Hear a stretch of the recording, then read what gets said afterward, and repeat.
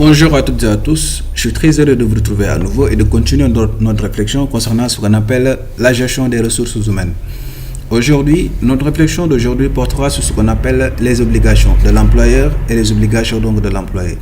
Mais avant même de parler des obligations de l'employeur, il est important tout simplement, comme on a l'habitude de le faire, d'effectuer un petit rappel de ce qu'on avait dit durant la vidéo précédente. On avait parlé de ce qu'on appelle de la promesse d'embauche. C'est quoi la promesse d'embauche? On avait tout simplement essayé de définir que c'est le fait donc de rassurer le candidat que le contrat sera signé. On avait dit que la promesse d'embauche a ce qu'on appelle une réelle valeur juridique. On avait expliqué que dans la promesse d'embauche, ce que vous allez voir dans la promesse d'embauche, c'est-à-dire les horaires de travail, la fonction que vous allez effectuer au sein de l'entreprise et aussi la rémunération. On a donné, n'est-ce pas, des conseils. Quand vous signez un contrat, donc il faut procéder, n'est-ce pas, à l'écrit, parce que l'écrit a ce qu'on appelle une valeur juridique. Ça, c'était la première partie. La deuxième partie, on avait parlé de la visite médicale. On avait dit que c'est à la charge de l'employeur. Cette visite médicale a pour but donc de voir si le salarié n'est pas du tout atteint. Si le salarié n'est pas atteint, en tout cas, à une maladie à haute contagion. Et aussi si le salarié n'est pas si l'état de santé du salarié est apte, ou bien si le salarié est apte, n'est-ce pas, à occuper le poste de travail confié. Et aussi on avait tout simplement parlé, n'est-ce pas, de la distinction entre les heures supplémentaires et les heures complémentaires. Donc l'article 135 du Code du travail dit que quand la durée légale, n'est-ce pas, est de 40 heures. Maintenant, si vous effectuez des heures qui sont supérieures à la durée légale, donc vous êtes en train, n'est-ce pas, de faire des heures supplémentaires. Quand vous effectuez des heures qui sont en deçà donc de la durée légale telle que définie dans le Code du travail, en son article 135, vous êtes en train de faire ce qu'on appelle des heures complémentaires. Donc c'était ça qu'on avait dit durant notre vidéo précédente. Alors aujourd'hui, nous allons parler de ce qu'on appelle des obligations de l'employeur et de l'employé. Alors, il est important tout simplement d'effectuer une petite définition du contrat. C'est quoi un contrat? Alors, un contrat, donc c'est un accord de volonté, en tout cas générateur d'obligations. C'est un accord de volonté. Alors, quand il y a accord, donc ça veut dire que le contrat est scellé. Donc, l'article 58 du Code des obligations civiles et commerciales donc dit que il n'y a point de contrat s'il n'y a point de consentement. S'il n'y a point de consentement, inutile de parler de contrat. Donc, si les deux parties ont signé, en tout cas les deux, ils ont en tout cas signé le contrat, c'est veut dire qu'il y a ce qu'on appelle consentement. Mais attention, nous allons parler après durant notre vidéo précédente quand est-ce qu'on peut dire il y a contrat, quand est-ce qu'il faut dire il n'y a pas contrat. Mais du moment qu'il y a ce qu'on appelle un consentement, donc ça veut dire qu'on peut parler, n'est-ce pas, de contrat. Maintenant, du moment qu'il y a contrat entre ces deux parties, qu'il y a signature, les deux parties sont tenues, n'est-ce pas, de respecter des obligations telles que définies dans le Code du travail. Maintenant, les obligations donc de l'employeur. Alors, l'employeur a ce qu'on appelle des obligations qu'il doit respecter. Alors, parmi ces obligations, il doit en tout cas fournir le travail qui est l'objet, n'est-ce pas, il doit donner, n'est-ce pas, le travail aux salariés. Il doit tout simplement lui donner, n'est-ce pas, des tâches. Maintenant, ces tâches-là vont permettre, n'est-ce pas, aux salariés donc de satisfaire le travail donné. Il doit le mettre dans de bonnes conditions, de donner, n'est-ce pas, le travail. C'est ce qu'on appelle obligation de moyens en droit des obligations. Il faut aussi payer le salaire en respectant le SMIC. Il faut, en contrepartie, le salarié aussi, l'employeur doit payer le salaire. Il doit payer le salarié tout en respectant le SMIC. Et aussi, il doit donner ce qu'on appelle un bulletin de salaire. Et ce bulletin de salaire-là doit avoir ce qu'on appelle toutes les informations, c'est-à-dire les cotisations, etc., etc. En tout cas, qui montrent que le salarié a été payé. La troisième obligation, c'est de retenir, compléter et reverser les cotisations en tout cas dues aux institutions sociales. Quand on parle des institutions sociales, on fait référence à l'EPRES, à l'IPM et à la Caisse de sécurité sociale. On va vous expliquer durant la vidéo prochaine, Inch'Allah, comment en tout cas effectuer les cotisations sociales. Aussi les cotisations aussi des institutions fiscales. Aussi, c'est très important. Aussi, l'employeur doit reverser ces cotisations-là. Il faut aussi assurer des conditions d'hygiène et de sécurité. Quand on parle de conditions d'hygiène et de sécurité, il faut mettre dans de bonnes conditions, en tout cas, les salariés. Les tenues qu'ils doivent porter doivent être, en tout cas, doivent être entretenues. Et pour l'employeur et pour l'employé aussi. Donc, parce que s'il n'y a pas, en tout cas, si vous ne mettez pas dans de bonnes conditions les salariés, ça va poser problème. Donc il faut mettre, n'est-ce pas, dans de bonnes conditions les salariés et aussi les encadrer. Il faut qu'il y ait, n'est-ce pas, la sécurité, il faut ce qu'on appelle hygiène de vie, et voilà, pouvant permettre à l'entreprise, en tout cas, d'atteindre ses objectifs. Parce que le fait donc d'encadrer le salarié, c'est très important. Parce que le salarié joue un rôle très important, en tout cas, dans le développement donc, de l'entreprise.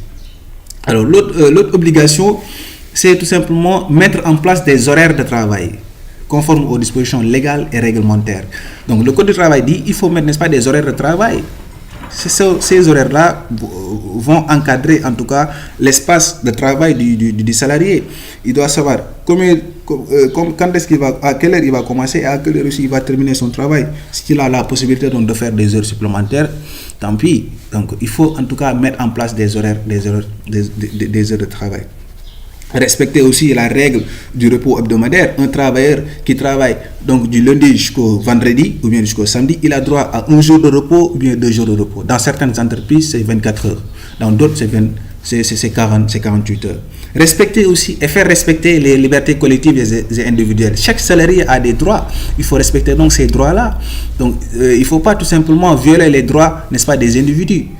Même la constitution, n'est-ce pas, de notre pays, n'est-ce pas, bannir cette idée, n'est-ce pas, de violation n'est-ce pas, en tout cas, des droits, n'est-ce pas, des salariés. Les salariés ont des droits, il faut les respecter. C'est-à-dire les droits collectifs et individuels.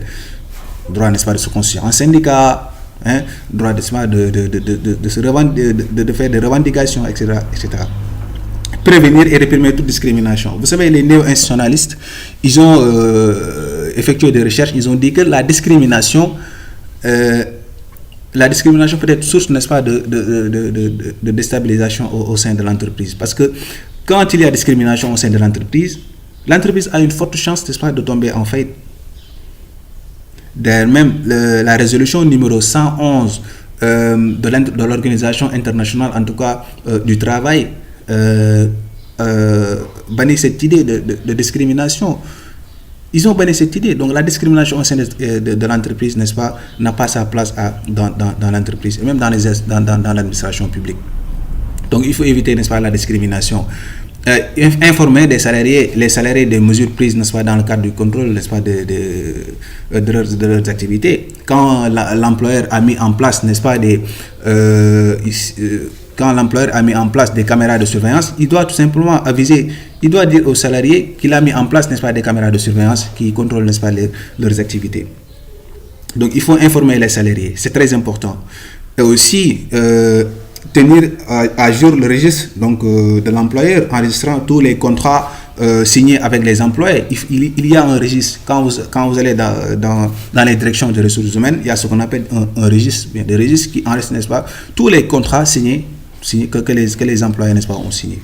Alors, le Code du travail dit, si l'employeur manque à ces diverses obligations légales, donc il pourrait non seulement engager sa responsabilité civile, mais il risquerait également de faire l'objet de sanctions pénales. Donc, c'est les obligations que je vais énumérer. Donc, l'employeur, n'est-ce pas, doit tout simplement respecter ces obligations-là. Sinon, il y aura ce qu'on appelle des sanctions pénales. Mes chers amis, c'était ça, en tout cas, l'objet, n'est-ce pas, de notre première partie concernant les obligations de l'employeur. Donc, l'employeur doit tout simplement respecter ses obligations. En dehors, n'est-ce pas, des obligations de l'employeur, il y a ce qu'on appelle des obligations de l'employé. Alors, l'employé a ce qu'on appelle des obligations. Alors, la première obligation donc, de l'employé, c'est tout simplement l'employé doit exécuter de manière consciencieuse son travail. Il doit satisfaire, en tout cas, son employeur. Quand il y a obligation, n'est-ce pas, de moyens, eh bien, il y aura ce qu'on appelle obligation de résultat. Je vous renvoie, n'est-ce pas, au droit, n'est-ce pas, des obligations.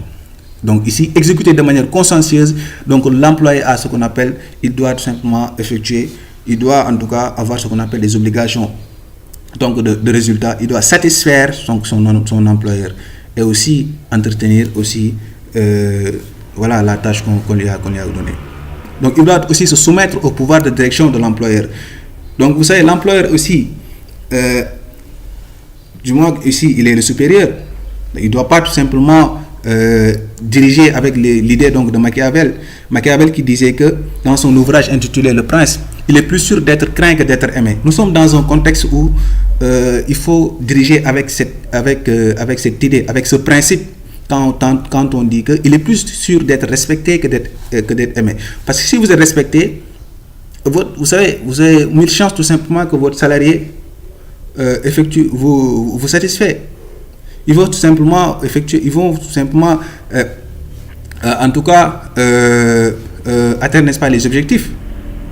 Ils vont atteindre, n'est-ce pas, les objectifs. Parce que quand vous dirigez d'une manière, si vous êtes un peu dur, donc vous aurez une chance que les employés ne vont pas tout simplement satisfaire, ou bien ils ne vont pas tout simplement suivre votre trajectoire.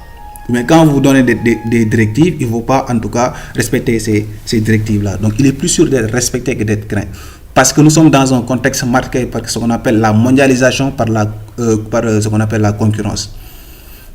Donc les employés aussi, si vous les mettez dans de bonnes conditions, et voilà, ils vont permettre à l'entreprise non seulement d'être agile, et aussi l'entreprise sera ce qu'on appelle compétitive. Donc il est aussi important que aussi l'employé aussi doit respecter la discipline en entreprise. C'est-à-dire toutes les décisions que l'administration, n'est-ce pas, de l'entreprise toutes les décisions doivent être respectées par l'employé. Donc s'il viole, n'est-ce pas, donc s'il viole en tout cas ces mesures-là, donc l'employé, donc on doit tout simplement le sanctionner, tout en respectant, n'est-ce pas, les différentes sanctions qu'on a en gestion des ressources humaines, telles que définies aussi dans le code du travail. Il y a ce qu'on appelle des différentes sanctions. Il faut respecter donc ces sanctions-là. Donc, je continue. Ne pas s'adonner à des activités à concurrencer l'entreprise. Il ne faut pas concurrencer, n'est-ce pas, l'employeur. Donc, il y a un rayon, si vous voulez concurrencer, n'est-ce pas, l'employeur, il y a un rayon de 15 km. Si vous dépassez les 15 km, vous avez droit tout simplement à concurrencer votre employeur.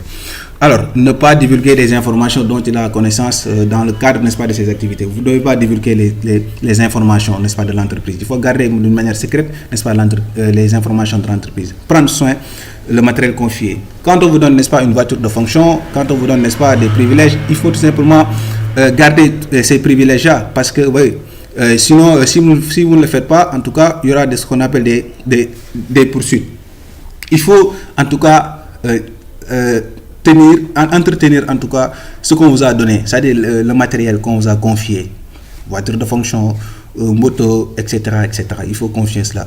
Il faut tout simplement, en tout cas, garder d'une manière, il faut garder consciencieusement ce matériel, en tout cas, cet équipement. Alors, une violation, le code du travail dit, si l'employé viole ses devoirs ou obligations, on peut même procéder à ce qu'on appelle à son licenciement. Donc, certaines obligations peuvent perdurer après rupture du contrat de travail. Donc, comme la clause de non-concurrence. Oui, la clause de non-concurrence. Je vous ai dit tantôt que l'employé ne doit pas concurrencer, n'est-ce pas, son employeur. Alors, dans ce cas, si le salarié manque à ses obligations, il pourra être condamné à payer à son ancien employeur des dommages et intérêts. Il doit payer, n'est-ce pas, des dommages et intérêts. Donc, nous vous invitons à ne pas concurrencer votre employeur. Il faut tout simplement suivre ce qu'on appelle la discipline en entreprise. Mes chers amis, c'était ça l'objet, n'est-ce pas, de notre exposé d'aujourd'hui. C'était Boris Sow Baldé. J'étais venu tout simplement vous expliquer les obligations de l'employeur et les obligations de l'employé. Je vous souhaite, n'est-ce pas, de passer une excellente semaine. En tout cas, c'était Boris Sow Baldé. Si vous avez des questions à me poser, je vous invite, n'est-ce pas, à les poser via mon compte Gmail. Boris Sow Baldé en minuscule @gmail.com. Je vous donne rendez-vous très prochainement pour un autre thème. Je vous souhaite, n'est-ce pas, de passer encore une fois une excellente semaine et à bientôt.